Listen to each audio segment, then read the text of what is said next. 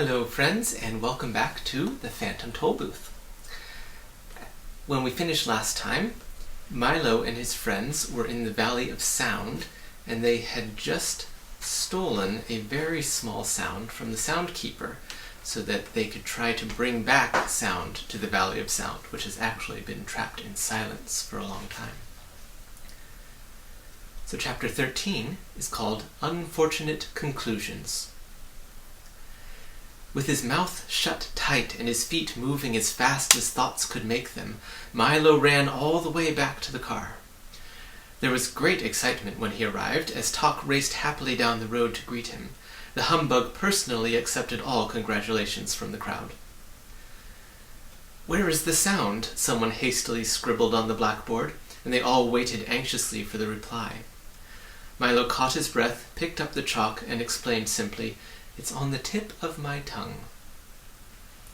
Several people excitedly threw their hats into the air. Some shouted what would have been a loud hurrah, and the rest pushed the heavy cannon into place. They aimed it directly at the thickest part of the fortress wall and packed it full of gunpowder. Milo stood on tiptoe, leaned over into the cannon's mouth, and parted his lips. The small sound dropped silently to the bottom, and everything was ready. In another moment, the fuse was lit and sputtering. Here's a picture of Milo dropping his word into the cannon.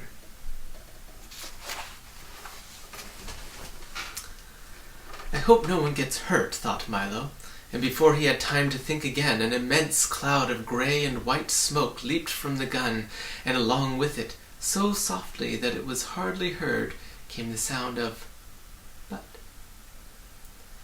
It flew toward the wall for several seconds in a high, lazy arc, and then struck ever so lightly just to the right of the big door.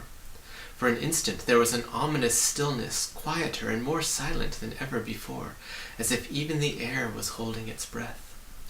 Then almost immediately there was a blasting, roaring, thundering smash, followed by a crushing, shattering, bursting crash, as every stone in the fortress came toppling to the ground, and the vaults burst open, spilling the sounds of history into the wind.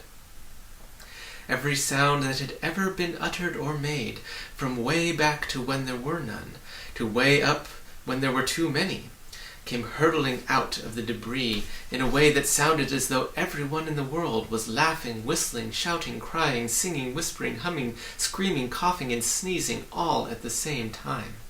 There were bits of old speeches floating about, as well as recited lessons, gunshots from old wars, babies' cries, auto horns, waterfalls, electric fans, galloping horses, and a great deal of everything else. For a while there was total and deafening confusion, and then, almost as quickly as they'd come, all the old sounds disappeared over the hill in search of their new freedom, and things were normal again.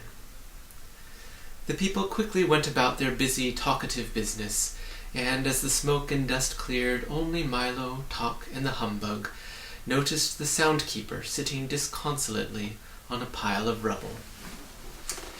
Here you can see them finding the Sound Keeper sitting on the rubble. "I'm terribly sorry," said Milo sympathetically, as the three of them went to console her. "But we had to do it," added Tock, sniffing around the ruins. "What a terrible mess," observed the humbug, with his knack for saying exactly the wrong thing. The Sound Keeper looked around with an expression of unrelieved sadness on her unhappy face. "It will take years to collect all those sounds again," she sobbed, "and even longer to put them back in proper order. But it's all my fault, for you can't improve sound by having only silence. The problem is to use each at the proper time." As she spoke, the familiar and unmistakable squinch, squanch of the din's heavy footsteps could be heard plodding over the hill, and when he finally appeared he was dragging an incredibly large sack behind him. "Can anyone use these sounds?" he puffed, mopping his forehead. "They all came over the hill at once, and none of them are awful enough for me." The Sound Keeper peered into the sack, and there were all the sounds which had burst from the vaults. "How nice of you to return them," she cried happily. "You and the doctor must come by for an evening of beautiful music when my fortress is repaired." The thought of it so horrified the Din that he excused himself immediately and dashed off down the road in a great panic. "I hope I haven't offended him," she said with some concern. "He only likes unpleasant sounds," volunteered Tock. "Ah, yes," she sighed. "I keep forgetting that many people do. But I suppose they are necessary, for you'd never really know how pleasant one was unless you knew how unpleasant it wasn't." She paused for a moment, then continued, "If only Rhyme and Reason were here, I'm sure things would improve." "That's why we're going to rescue them," said Milo proudly. "What a long, hard journey that will be. You'll need some nourishment," she cried, handing Milo a small brown package neatly wrapped and tied with string. "Now remember, they're not for eating, but for listening. Because you'll often be hungry for sounds as well as food. Here are street noises at night, train whistles a long way off, dry leaves burning, busy department stores, crunching toast, creaking bed springs, and of course all kinds of laughter. There's a little of each, and in far-off lonely places I think you'll be glad to have them." "I'm sure we will," replied Milo gratefully. "Just take this road to the sea, and then turn left," she told them. "You'll soon be in Digitopolis." And almost before she had finished, they had said goodbye and left the valley behind them. The shoreline was peaceful and flat, and the calm sea bumped it playfully along the sandy beach. In the distance, a beautiful island covered with palm trees and flowers beckoned invitingly from the sparkling water.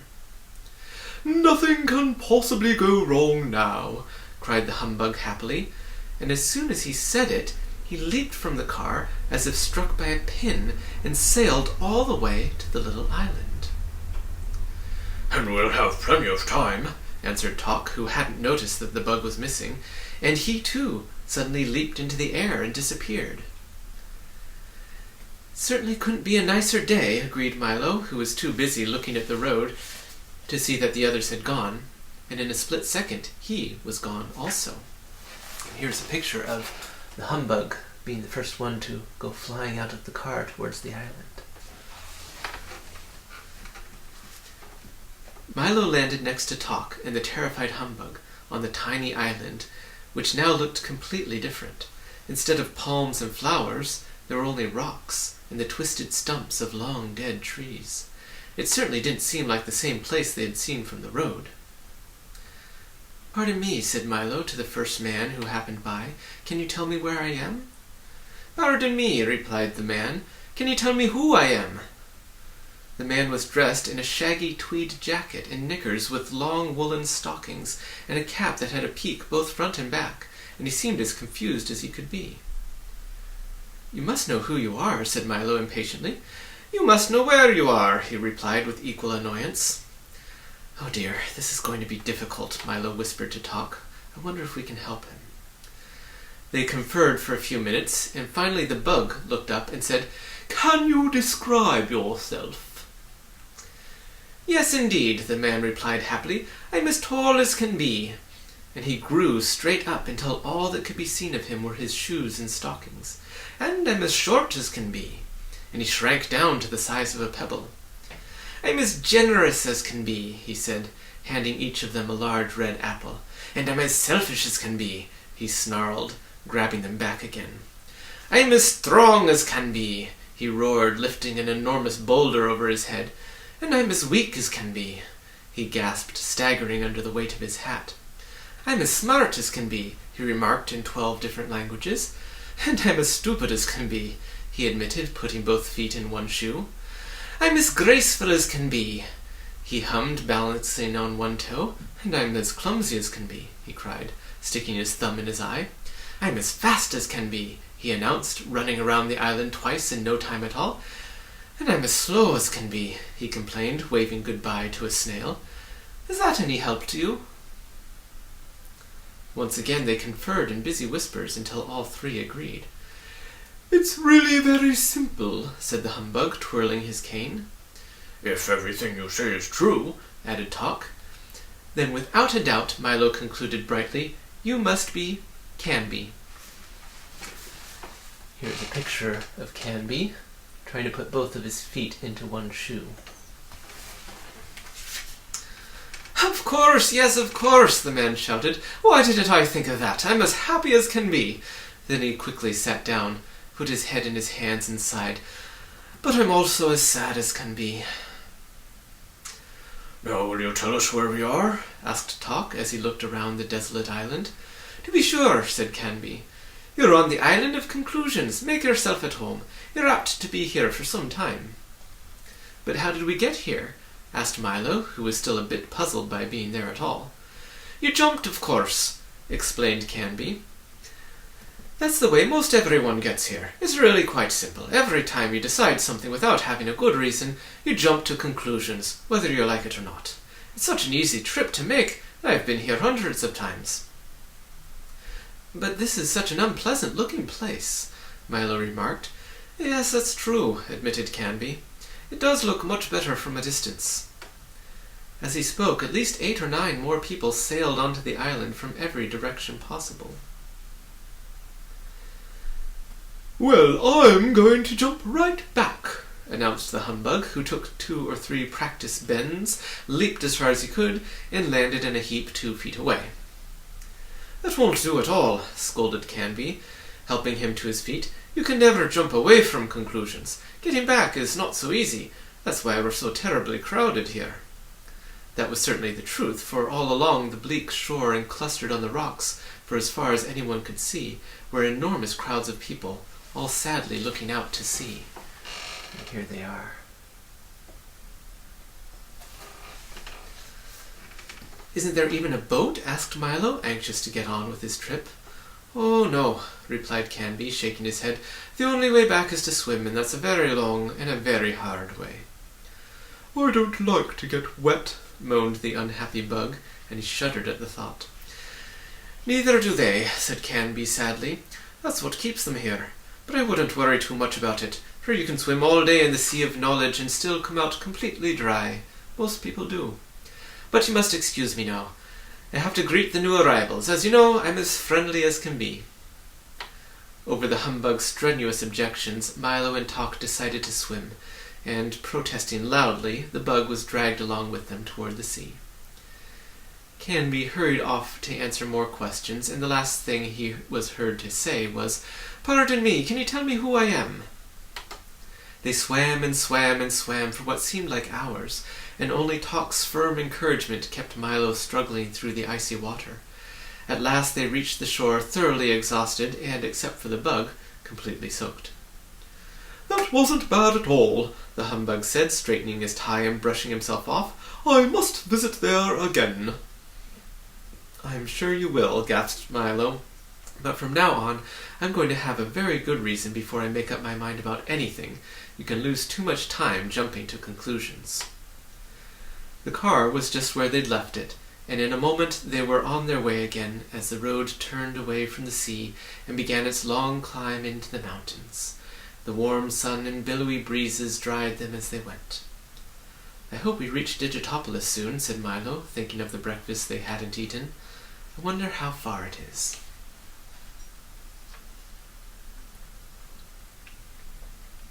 Chapter 14 is called "The Dodecahedron Leads the Way." Up ahead, the road divided into 3, and as if in reply to Milo's question, an enormous road sign pointing in all 3 directions stated clearly, "Digitopolis, 5 miles, 1,600 rods, 8,800 yards, 26,400 feet, 316,800 inches, 633,600 half inches, and then some." "Let's travel by miles," advised the humbug. "It's shorter." "Let's travel by half inches," suggested Milo. "It's quicker." "But which road should we take?" asked Tock. "It must make a difference." As they argued, a most peculiar little figure stepped nimbly from behind the sign and approached them, talking all the while. "Yes, indeed it does, certainly. Yes, it does make a difference, undoubtedly." He was constructed, for that's really the only way to describe him, of a large assortment of lines and angles, connected together into one solid, many-sided shape, somewhat like a cube that's had all its corners cut off, and then had all its corners cut off again. Each of the edges was neatly labeled with a small letter, and each of the angles with a large one.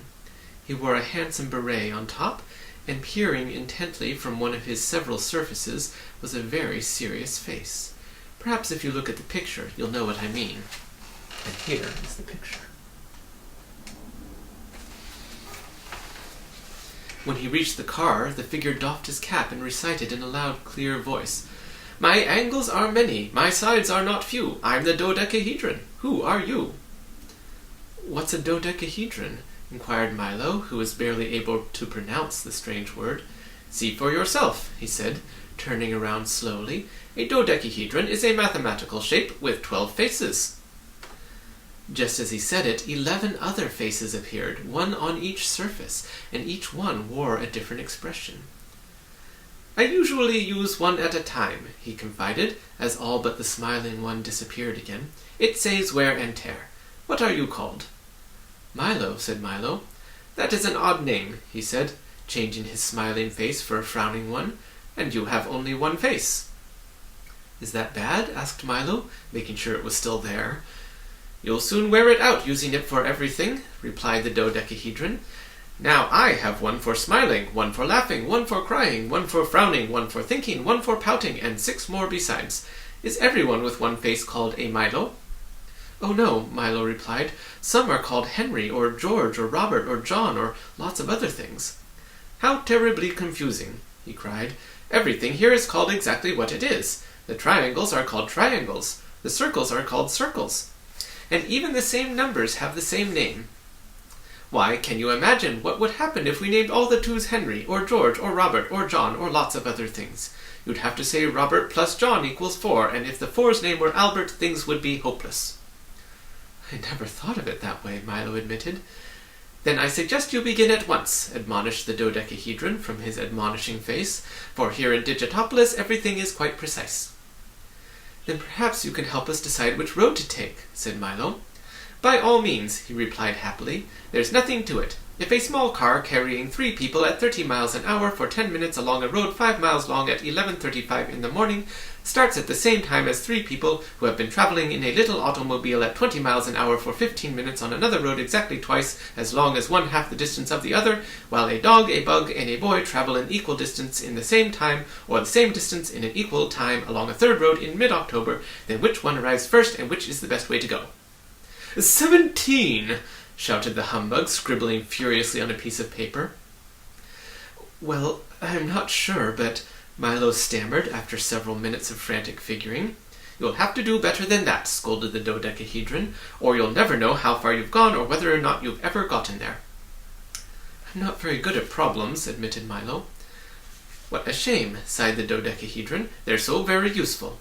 Why, did you know that if a beaver 2 feet long with a tail 1.5 feet long can build a dam 12 feet high and 6 feet wide in 2 days, all you would need to build Boulder Dam is a beaver 68 feet long with a 51-foot tail?"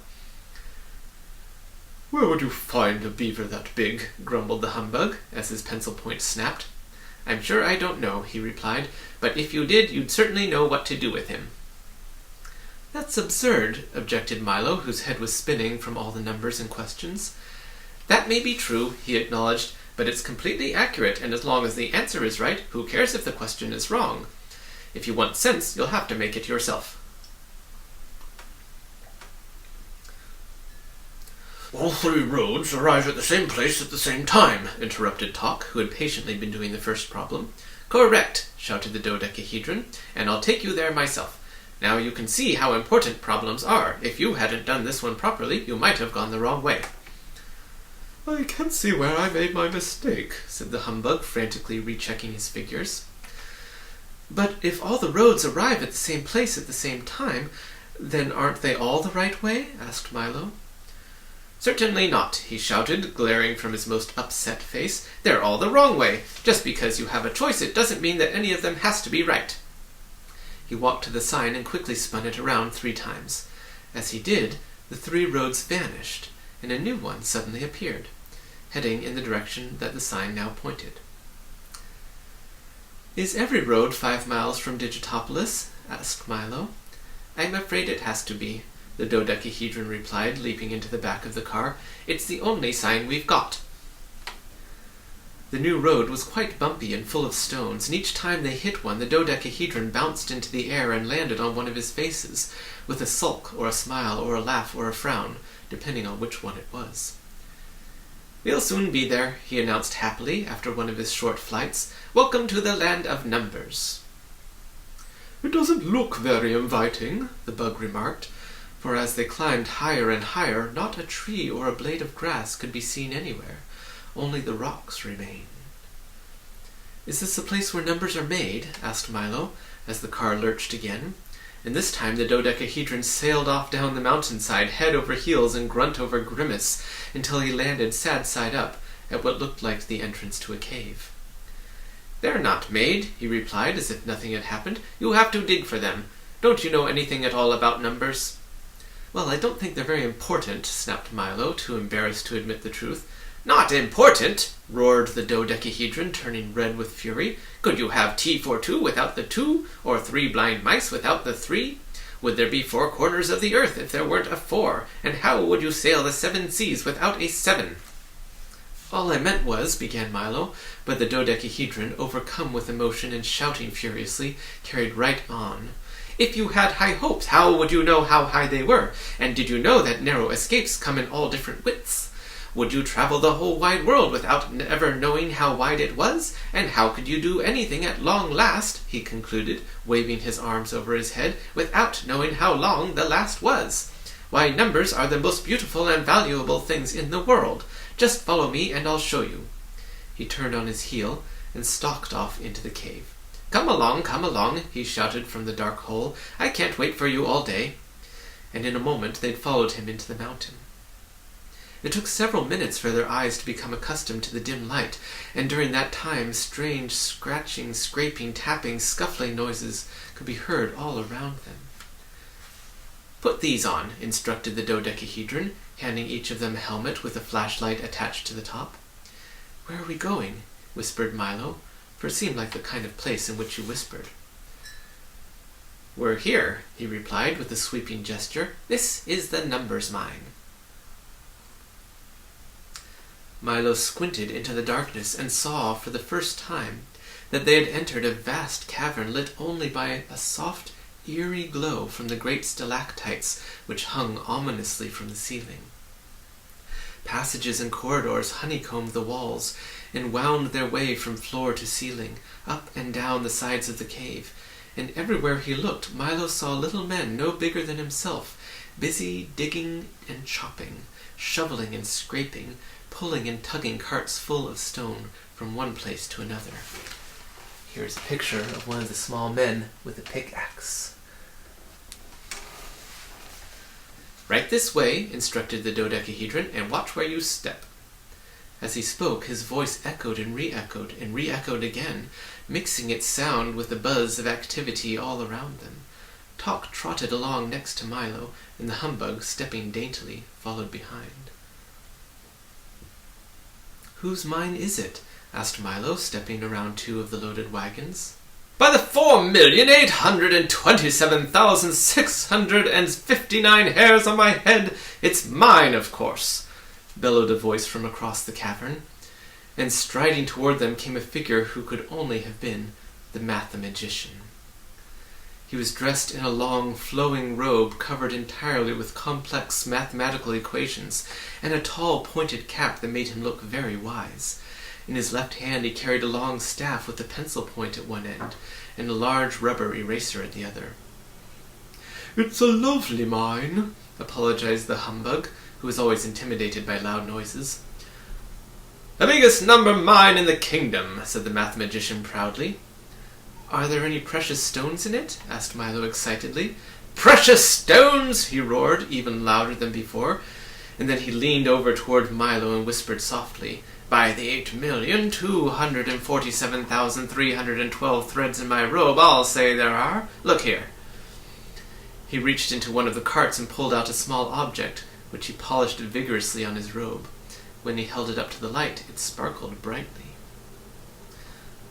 But that's a 5, objected Milo, for that was certainly what it was.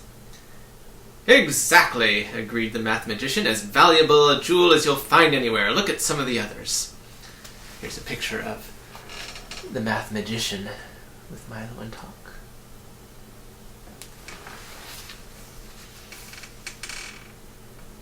He scooped up a great handful of stones and poured them into Milo's arms. They included all the numbers from 1 to 9 and even an assortment of zeros. We dig and polish them right here, volunteered the dodecahedron, pointing to a group of workers busily employed at the buffing wheels. And then we send them all over the world. Marvelous, aren't they? They're exceptional, said Talk, who had a special fondness for numbers. So that's where they come from, said Milo, looking in awe at the glittering collection of numbers. He returned them to the dodecahedron as carefully as possible, but as he did, one dropped to the floor with a smash and broke in two. The humbug winced, and Milo looked terribly concerned. Oh, don't worry about that, said the mathematician as he scooped up the pieces. We use the broken ones for fractions. Haven't you any diamonds or emeralds or rubies? Asked the bug irritably, for he was quite disappointed in what he'd seen so far. Yes, indeed, the mathematician replied, leading them to the rear of the cave. Right this way. There, piled into enormous mounds that reached almost to the ceiling, were not only diamonds and emeralds and rubies, but also sapphires, amethysts, topazes, moonstones, and garnets. It was the most amazing mass of wealth that any of them had ever seen. They're such a nuisance, sighed the mathematician, and no one can think of what to do with them, so we just keep digging them up and throwing them out. Now, he said, taking a silver whistle from his pocket and blowing it loudly, let's have some lunch. And for the first time in his life, the astonished bug couldn't think of a thing to say. That is the end of the chapter, and here is one more picture of the mathematician with his robe and his hat all covered with numbers and equations. That's it for this time.